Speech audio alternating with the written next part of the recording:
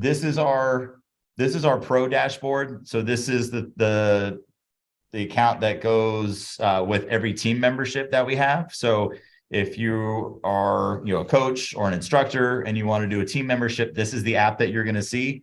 A player membership that you order online, it's going to look a little different. It's not going to have all the features, but I'll still be able to explain everything that you'll be able to see on that app as well. So starting from in the top left-hand corner, this is our 3D clock. So this is showing you exactly what the ball is doing at release point. So it shows this is the seam orientation of the ball at release point.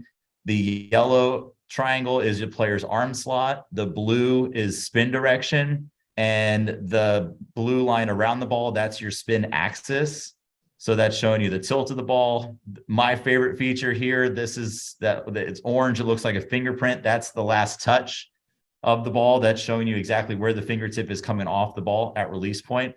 Explain why that's your favorite feature, because that's something that, when I was talking to the Pirates and, really just in general, a lot of the catchers that I work with, like feeling that very last seam is something I say, like, hey, if you want to really stay behind it, make sure you feel that middle finger, really feel that last seam. So just kind of go into that a little bit more. So, people understand why that's so important, not just because you can see it, but I think it matches the feel and reel a little bit. Right. So, I mean, you could tell a kid, until you're blue in the face that, hey, you're getting around the ball, you're not staying behind it, but they're not really understanding. They don't feel how that's really coming off their hand. Unless you have a super high speed camera that's showing exactly how the ball is getting released, you're not really going to be able to see it. You can only just go by feel. But with this, yeah, I mean, you can see exactly where it's coming off. So if you're not staying behind it, if you're getting on the side, and that's where a lot of younger players struggle with that. They get on the side of the ball, they get that unintended cut. It's not that good, true backspin. Something that I still to this day struggle with, just, playing catch in our lab, throwing a ball. Like, I'm always on the side of the ball. That's the way that I learned how to throw. Cutter. And I'll never forget. Exactly. Yeah, that natural exactly. cutter. Mm-hmm. Yep. Sometimes good, sometimes not so good. But I wish I would have been able to know when that ball was going to cut and when it wasn't. But yeah, you can see it immediately. So you're not just going by feel, but you can throw that ball, you get the instant feedback of how it came off your hand, and then you can match what you're seeing with what you're feeling. And then you can really improve a lot quicker that way, rather than just, throwing a million pitches over and over again. You can kind of figure out what's going on within maybe, a dozen throws, and you're right on where you need to be. So that's, to me, is why that's one of my favorite features, because everybody nowadays, especially the younger players, they just were never really taught the proper way to throw, how it's supposed to come off their hand. And that's why the spin is just it's not where they want it to be. Catchers are throwing cutters to second base, or the ball just doesn't have that same carry and that same zip that it would if you are staying behind the ball. Let's see. So, I mean, this is a 4-seam fastball. I can just look from the seam orientation, the spin, the grip, that's a 4-seam fastball. If I was to go to a curveball, so this is a curveball that a player threw. You can see the arm slots here at 2 o'clock, but now the spin direction is down here, because when you're throwing a curveball, you're getting top spin on it, right? You're getting out in front, you're pulling down, you're getting top spin. So the spin direction's down here. And then the last touch is where it should be. It's out in front of the ball when you release that curveball. So regardless of what pitch you're throwing or what you're working with, this can really, really help you make sure that you're consistent with your release and that you're in the right spot as well. So that to me is a huge feature. If you're just focusing on that, Pitch Logic can help you a lot. Obviously, we do give you all of your ball flight data. We give you your total spin, which is your spin rate, your spin efficiency, which again is really locked into that last touch and staying behind the ball. If you're able to stay behind the ball, you're going to have a higher efficiency. You're going to have better spin. You're going to have better carry and better life on your throws. We do backspin and side spin. Velocity is right here. I love the fact that velocity is not up top in big, bold writing, that this is, it's kind of down with all the other metrics because yes, it's important, but there's a lot more to throwing a baseball than velocity. We do vertical and horizontal movement as well. A lot of those same metrics that you're getting from Rapsodo, you're getting from TrackMan. So you're getting all those movement measurements as well. Our scatter chart here, this plots out your last 10 throws and shows the movement patterns of those last 10 throws. So if you're looking for consistency, you want to have consistent movement patterns. You want all your fastballs to be in that same block. That means that you're getting the consistent spin, consistent movement. Same thing with curveballs and sliders. These are fastballs up here. These are sliders, and then these are curveballs. So you can really work on this with consistency. You can work on it with pitch design, whatever you wanted to do. It's a great visualization to help you with that. And something that I look at that as pitch deviation a lot with guys. So like, how much are they going to have to cover? Like if they go four seamer up, curveball down, it's really tunneled well, meaning that they're behind the ball, how much deviation. So if it's, so far up in the chart and the positive, and then all of a sudden you're down below the negative and it's really close when it's, necessarily tunneled, it's going to be very hard, but even the deviation is very tough. And I look at sinker, slider.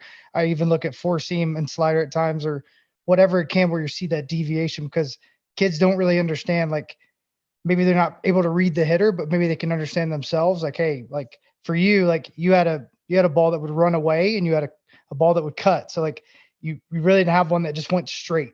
So if you just played that, you're kind of playing on two different planes, but it may not be normal, right? There's a lot of lefties I'm seeing now that have that movement. They don't understand it. It's like, hey, your four seamer actually runs away and up almost, and your slider plays right off of it, where most of the guys think sinker slider plays really well together. So yeah, I love that you can kind of compare that, and then you spend all that time on spin efficiency, because honestly, that's really the most important thing you can look at.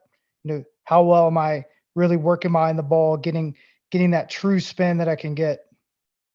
So that's good. I like that. And like, yeah, you hit the nail on the head, right? I mean, you want these hitters to not know what's coming until it's halfway to home plate, and then they're just guessing, is it going to be up and away? Is it going to be down and in?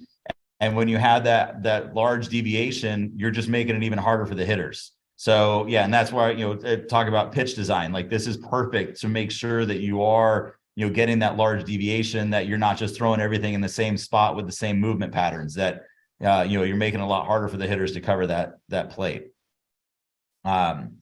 We do have video capture built in to the app, which is an awesome feature. It's something that I use with all my private lessons.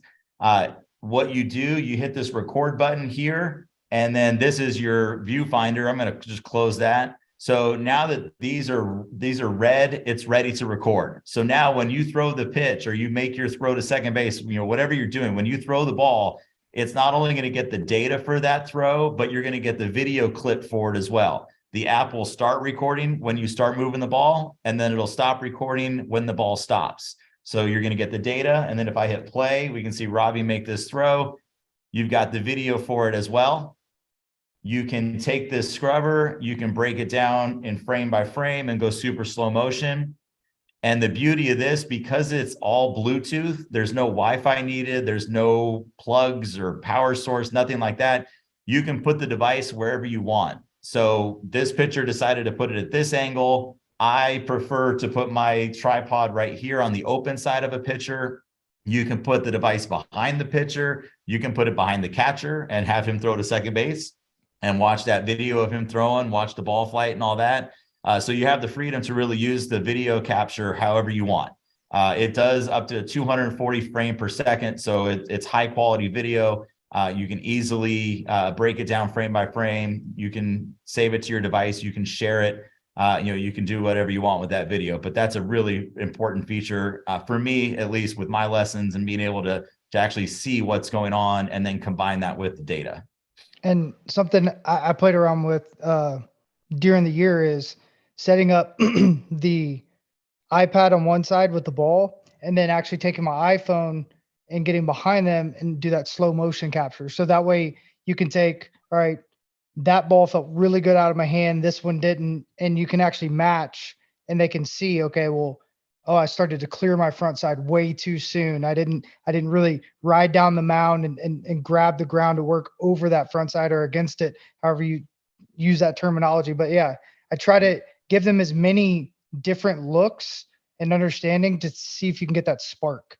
And Right. having that, capability, especially the touch. I mean, the touch has been by far my favorite feature too. It Yep. gives them an opportunity to be like, okay, well, on that one, oh man, I was literally way behind the ball, never got any extension. And it really just seems to resonate in their head a lot better. So yeah, I love this Yep. feature. It works better than even things that are just meant to capture video. So it's kind of funny.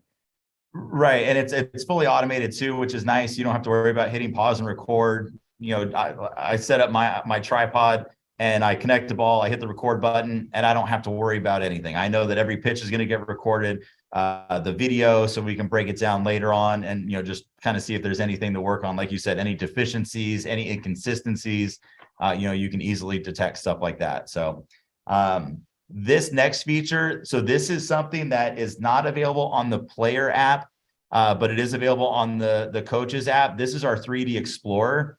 So this is an awesome feature for pitch tunneling, for making sure that all your pitches, your arm slot, your arm path, everything looks the same no matter what pitch you're throwing. If I zoom in here, I'm going to pinch out with my finger so I can zoom in. That little disc around the ball, that's the release point. You can see the orange fingerprint. That's the last touch of the ball, so you can see it there as well. And the best feature with this, if I zoom out a little bit, I can come over here to the compare, and I'm going to compare. Let's compare his fastball. Let's compare his slider, and let's compare his curveball.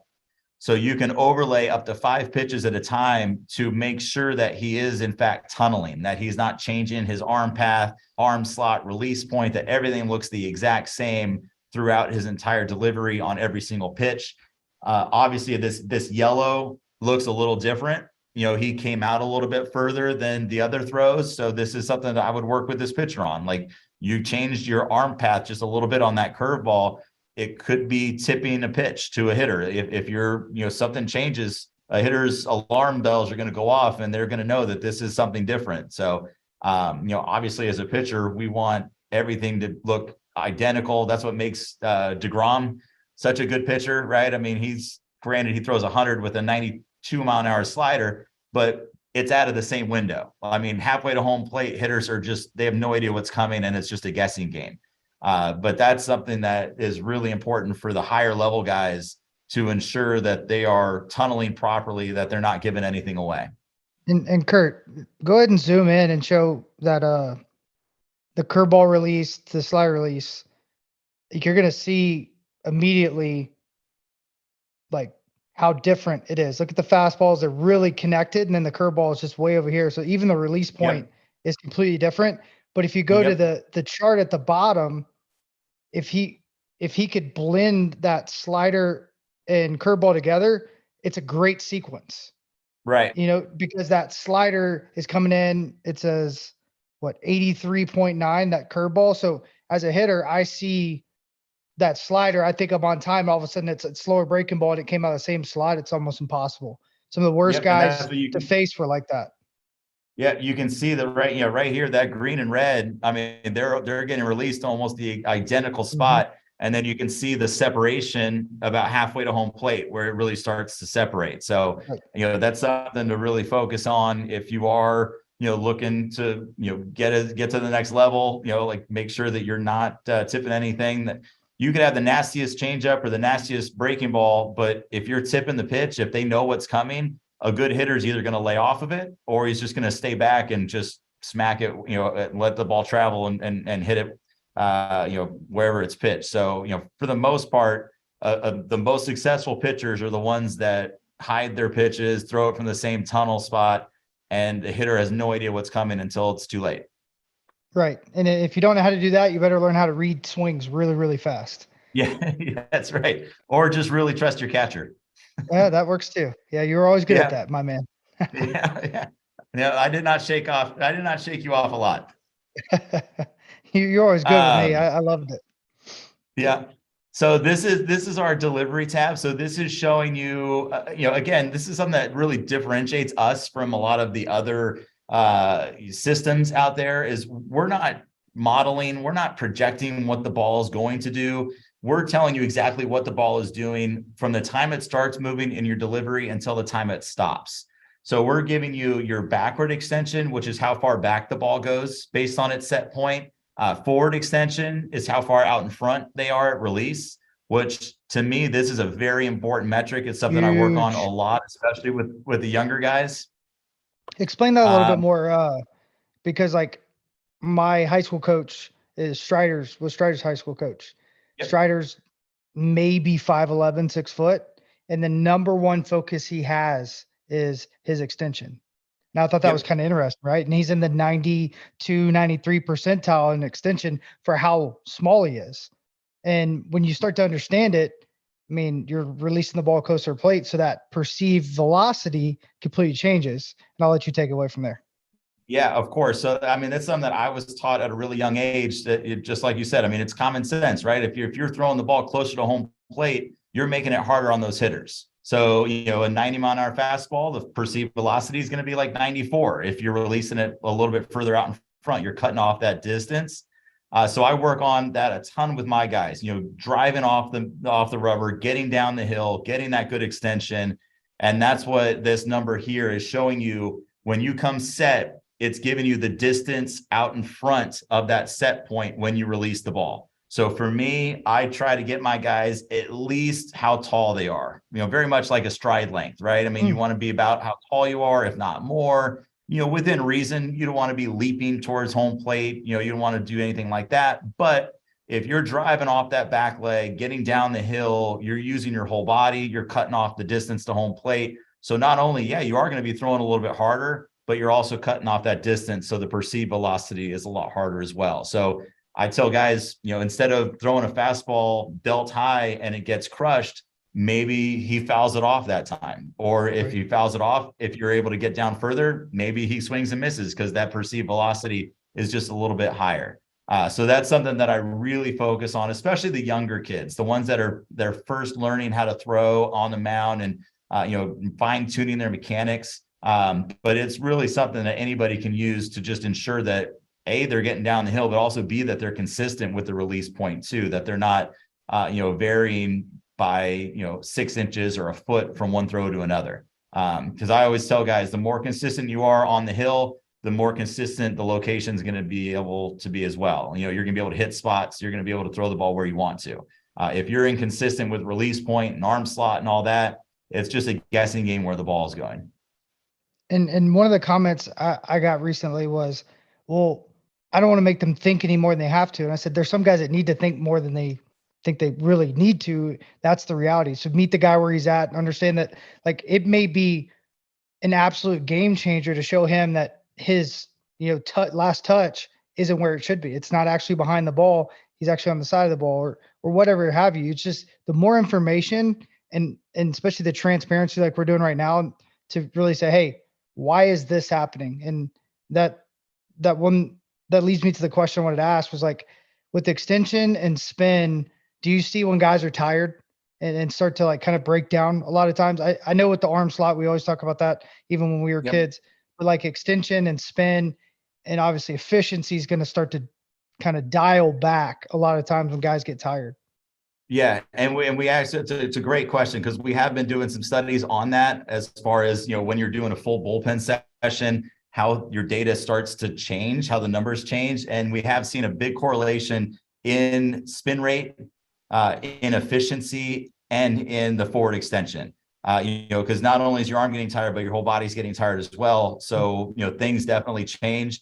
And that's something that we're working on as far as, moving forward, as you do start to get that fatigue and you feel that fatigue that you don't, there's times to battle through it, but there's also times where you want to kind of shut it down at that point before you start changing mechanics to the point where you're going to hurt yourself.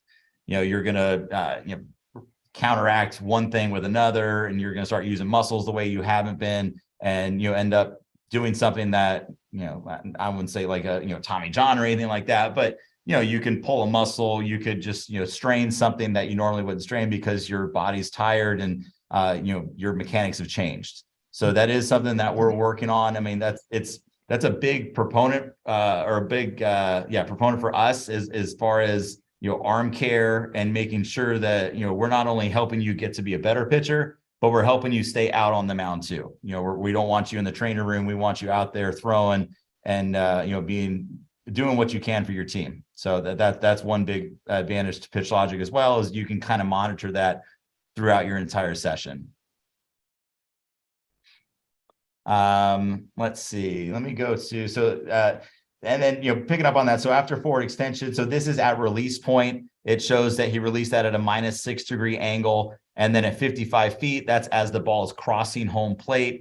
We're also giving you that data. It's now at a -8-degree angle. It took 0.425 seconds to reach home plate, and it's slowed down. It's only going 85 miles an hour now. So you see that the ball slows down as the air friction causes it, to slow down a little bit. But again, we're giving you data from the second the ball starts moving until it stops. So you're able to see exactly what's going on with your pitches every single throw. When you throw a pitch, all the data automatically gets added into here. Shows the date, the time, the speed. In the next few weeks, we're going to have an update to the app, which will add an auto pitch tagging feature, which will be really nice. So when your guy throws a curveball, it'll label it as a curveball. When he throws a slider, it'll label it as a slider. For now, you got to go into this pitch tagging here, and you can select a pitch type. You can select the variants. You can rate the pitch. You can put a note in there. You can do all that for any individual pitch, which is really nice. Let's see. One other thing, so that you'll get a kick out of this. This was me about 20 minutes ago. Let me go to the video. This was me about 20 minutes ago, just kind of throwing into the screen, right? No big deal, right?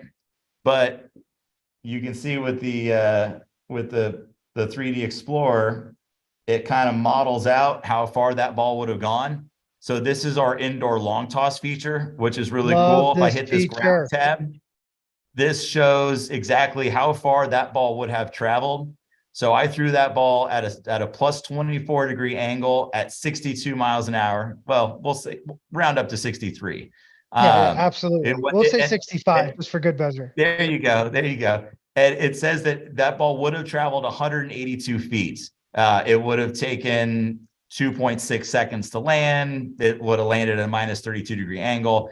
But what this does, you can throw an entire long toss session by yourself, just throw it into a net.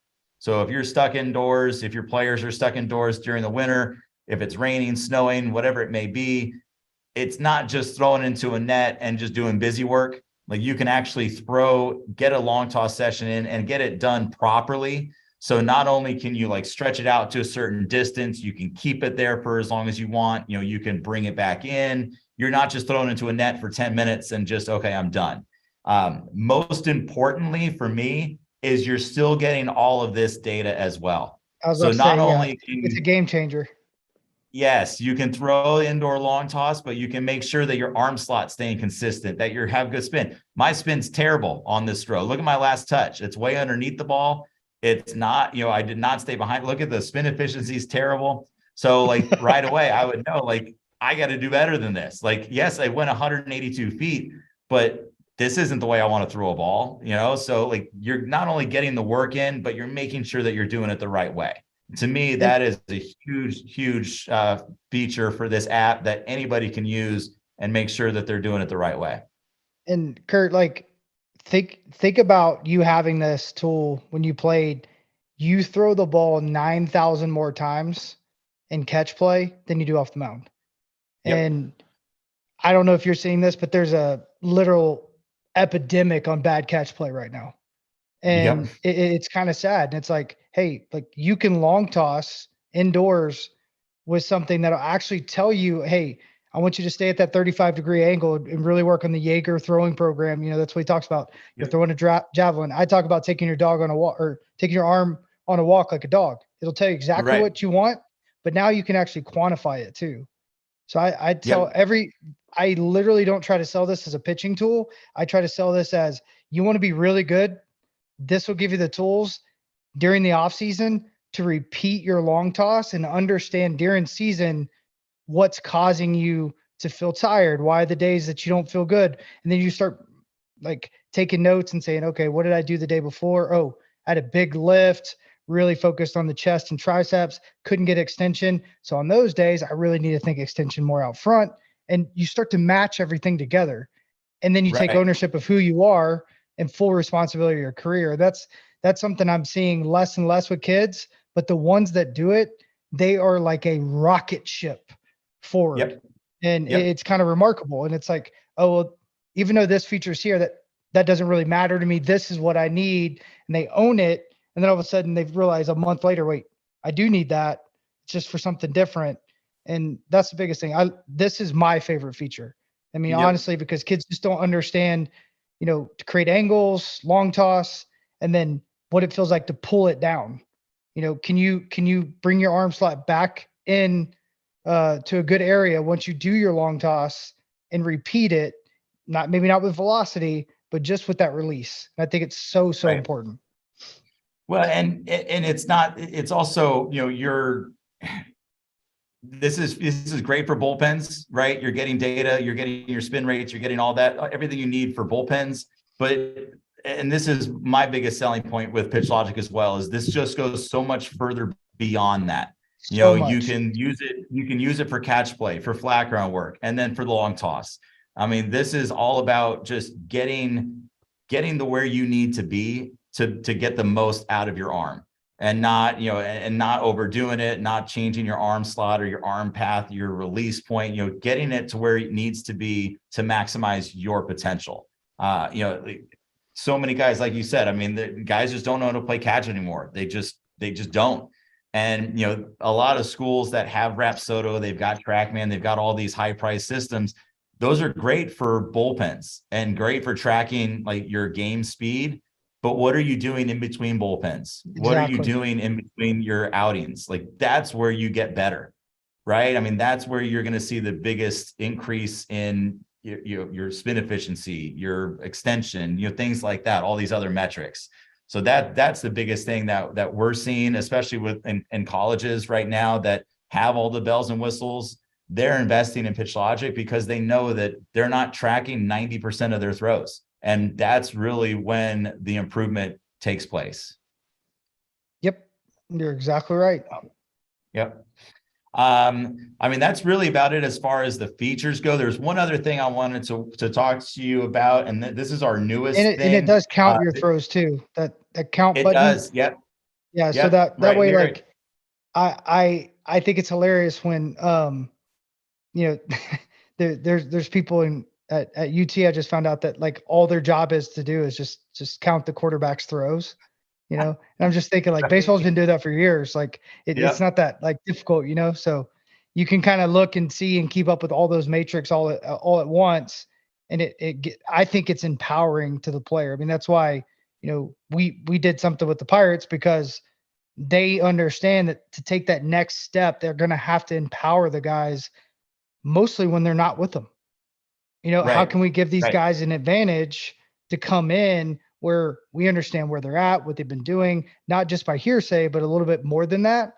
And then there's dialogue. And that all came from a couple guys went outside the organization, when they went to Tread Athletics, they went to Driveline, they went different places. And it didn't necessarily just change everything, but it opened the door that they needed to walk through. They started asking questions, you do different things. And that's what the big thing with this is, like, this allows you to do that on your own. Yep. And it's affordable, and it's really just a capability that I don't understand. If you really want to play, why guys wouldn't want to use it? I really don't. Right.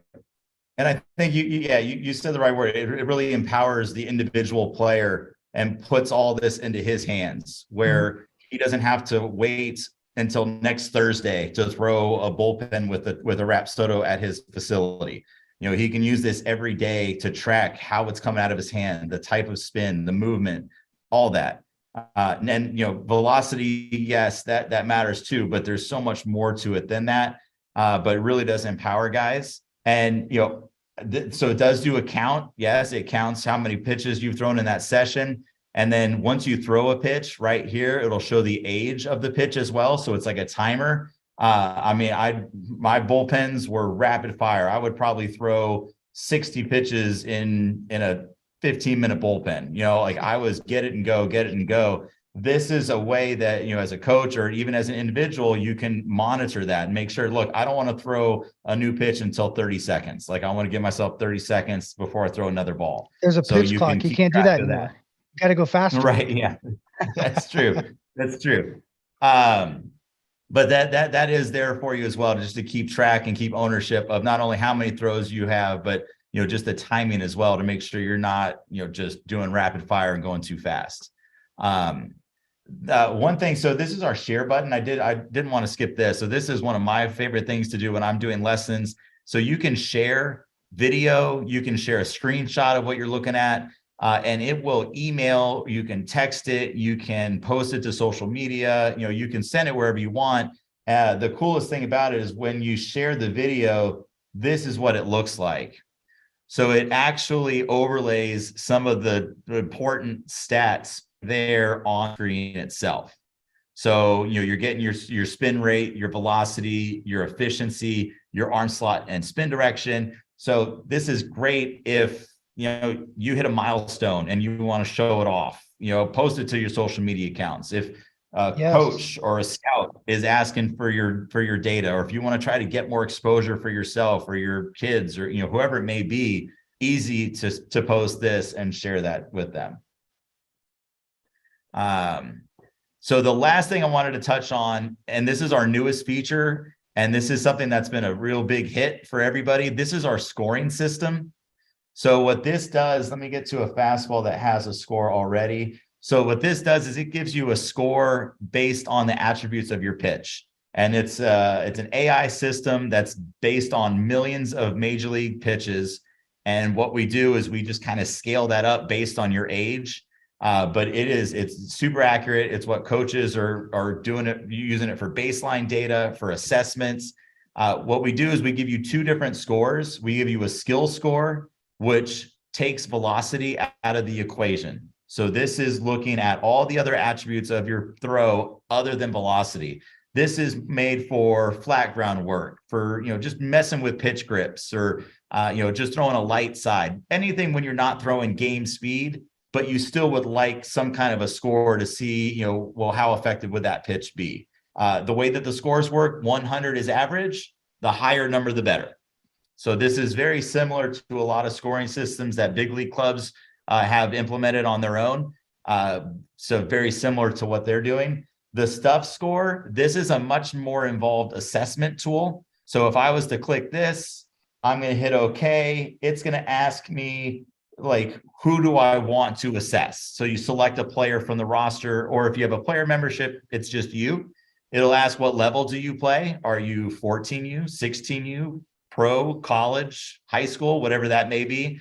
And then it will ask you, what pitches do you throw? So you specifically, do you throw a fastball, curveball, changeup, cutter, slider, sink, you know, whatever it may be, you select those pitches, and then it will actually walk you through the assessment. It'll say throw 5 fastballs at game speed. It'll then say throw 5 changeups at game speed, throw 5 curveballs at game speed. And what it does, this is what it does. So this is his fastball, his 4-seam fastball. It gives you scores. It gives you all the average metrics. It gives you a heat map of where that pitch would be most effective in and out of the strike zone. And then it gives you some tips on how to improve, how to make those scores better. Let me go to his slider. That gives a little bit better example here. So it's not rocket science, right? I mean, if I'm a right-handed pitcher and I'm throwing a righty a slider, I know that it's going to be most effective down and away. But for some pitchers, it might be eye-opening to say, like, oh man, I don't have to throw it right there every time. I can throw it here, or I can throw it here. And it's not just any slider, right? This is your specific slider, all the attributes of your pitch and where that would play best. I think that's the biggest thing, is this is very individualized. This is not just, oh, he threw a slider, this is where it goes best. You know, it's very individualized. And then so this has a few tips on how to improve. Increase your speed from 83 to 84. Make it more deceptive, make it look more like your fastball. Lower your arm slot just a tiny bit to get more horizontal movement. So it's nothing major. It's very subtle changes that the AI system will suggest, but these are suggestions that are going to help make your pitches better without sacrificing everything else. The system understands that if you change one thing, it's probably going to change a bunch of other things as well. It's going to change, other spin data and movement numbers, things like that. So it knows that, and it is going to only tell you suggestions that are they're going to help you more in the long run. And then Kurt, obviously, how many times have you heard from kids like, so where do I start? right. Like that's what it's literally telling you is like, Yep. this isn't just cut and dry. There's deviations, everything. When you get into AI and stuff, it's reading you and it's giving you the next step that Yep. it has a quantified number that is accurate to that step. Like my brother's a tech executive and they work off a 88 or 85% rule. So it has to be 88 to 80 or 85 to 88%, like working like a charm. I'm using an email system that he told me about. And then they have outliers, right? So everything Right. else becomes an outlier. So this is giving you probably the most accurate, and it's probably in that range because that's where that range is with everybody. It may be even higher because this is dealing with your arm. So maybe a 95% thing is like, if you do this, this is pretty much guaranteed to do X, Y, and Z. And then you have to understand the feel of that, understand the next step of that. Did that move my, extension? Did this happen? And you'll play, but that's how you understand who you are. This just gives you a cheat code and literally a key to start the engine. And Yep. I can't tell you how many kids don't understand like a build up to things, like even with receiving, it's the same concept. Like, oh, work from down to up, work through the ball. And they're like, grab, pull. It's like, well, how can I show you this? So you throw a weight on it, you do all these things, but it doesn't have some picture there saying, well, look how clean your line was here. Look at, this movement here. That's exactly what this is doing. Then you have a suggestion. I mean, this is an awesome feature. I'm kind of excited because I haven't seen it. So it's Yep. just neat to see. And it's very similar to what I would do as a scouting report for guys. So I'd take a box like that and say, hey, when you're facing this guy, this is the best place for this pitch. And we need to focus on this area more. And we're not trying to throw this in the strike zone, right? It's a swing and miss pitch, that aggressive mentality the whole time. So like, it's playing a little bit of catcher too at the same time of like, how do you get this, pitch going today? It's awesome stuff. Yep. Nice. I know And you this came is up with that something on your own. Great job. Yeah, no, not so much. But this was something that we developed strictly for the people that, the dad playing catch in the backyard with his son he loves the tech, but has no idea what these numbers mean. Like, what do I do with this? So that was what really this was built for. But I tell you, coaches across the country are using this as, you get your baseline data. Like you said, how do I start? Where do I start? Like, this is how you do it. You get your baseline data and you let the app kind of guide you in the right direction. If you have any questions about any of the suggestions, you just click on the suggestion. It takes you directly to our website where it goes into a little more detail. It goes detail on why we would change it, how it affects the throw, all that stuff. So we're really getting to the point where this is not just, here's your data, do with it what you will. We're really trying to be that addition to your training to really help you not only see where you are now, but how to get better from that point forward. I love it. Yep. I mean, I would say the best teams I was a part of, and I'm assuming you'd feel the same way, was a collective group of individuals that would go outside the demands that were asked of them for their individual ability and for the team ability, because you can't do one or the other. Like you could, work until you're blue in the face with no accountability and no structure or whatnot. But the reality of it is when you start going, it's just like people just start to draw towards you and good things happen. So like, empowering parents, empowering the kid that, may not be the sharpest tool in the shed to be able to say, okay, well, how can I learn that? And how can I learn it at my speed? And Right. this is awesome. This is all the things that like, Yep.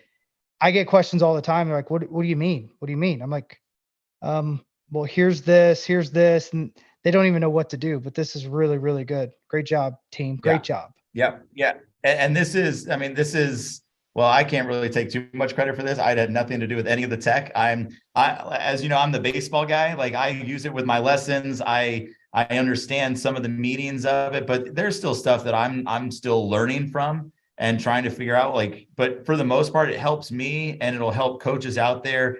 It takes so much of the guesswork out of like, okay, what do I do with this player? Like, how do I get him better? Within just a couple of throws, you can figure out what's going on, throughout the entire delivery, the ball flight, the release, any of that. And you can really help him. It really minimizes the learning curve as far as, getting a player on the right track and getting him improving throughout the course of whether it's a season or, his career at your high school, whatever it may be. That really gets him on the right track and just speeds that learning process up a lot quicker. Awesome stuff. Yep. But yeah, that's really about it. So, I mean, I think I went over just about everything.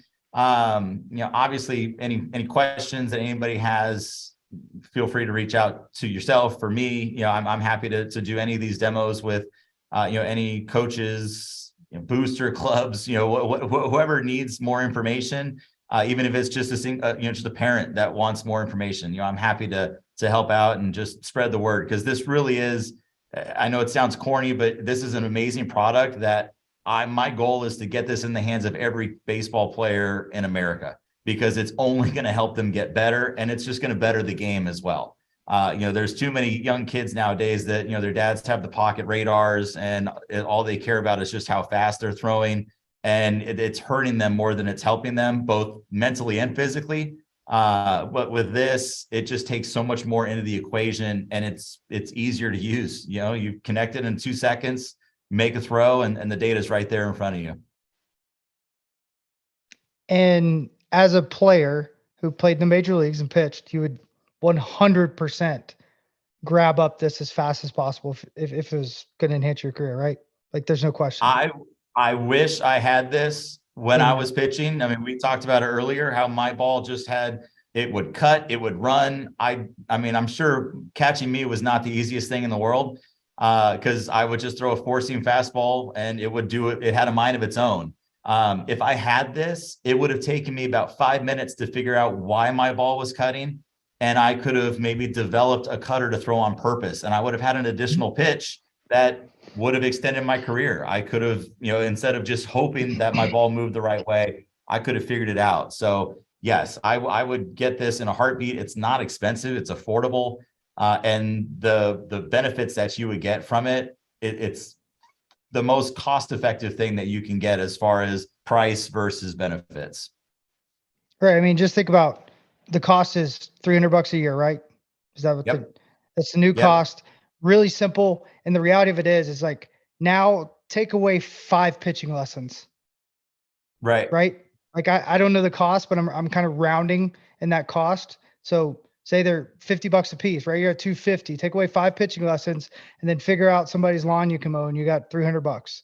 Now you have your own pitching coach in your pocket, and that's the biggest thing for me is because when I was a kid, I didn't have the means to do a bunch. I remember when I went to my trainer, my junior year, I knew I needed to get a little bit quicker and kind of clean up some movements. And I went there and I had to negotiate a deal. No Christmas presents. Mom, can you afford $150 a week? I've saved up $150 a week. So $300 a week, I'm paying the best trainer I can find because I knew that's the edge I needed coming off knee surgery, became an All-American. And that's the reality is like, I gave everything I had, but the return on that investment was pretty large for me over time, even in the draft. And that's what kids and parents, when they ask like, well, it's kind of expensive. I was like, so's college. Right. Get a 50% scholarship at a Division I college. What's that worth? $19,000 a year, maybe more. So $300 a year, like just saying, and you'll be ahead. Right. And that's, it's really just looking at and figuring out a way to contextualize it in a way that it makes sense. And it really isn't that big of a deal, especially if you think about it as a long-term investment and really just a chance to learn. Like there's a guy that I was talking to. He's like, that's really cool. And he wants to be a baseball executive. He wants to be in the front office, and, you know, he wants to play, but his ability and his drive to want to play comparative to the analytics and everything. I said, buy a ball. The best thing you can do, and anybody that's trying to get into this sport or any sport and evaluate players or anything else, is actually do the thing they're evaluating, because that will give them an understanding that most people don't have. And I never forget course. when that happened with me in Tampa.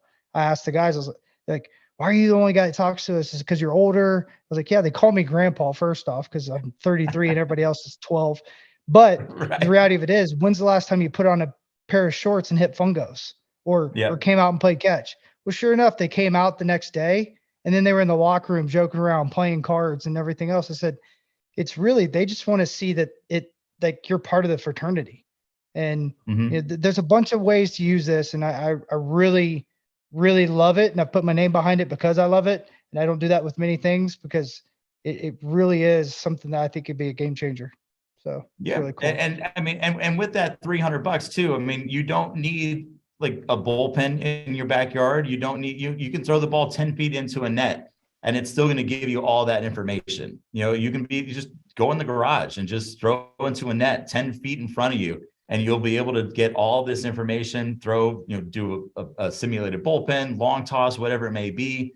And with that $300 as well, you're getting a new baseball every 6 months. So you don't have to worry about, you know, getting a baseball beat up or like, oh man, it's going to get thrashed. It's not going to last very long. With this membership, we're refreshing your baseball every 6 months. So use it as much as you can, beat it up as much as you want.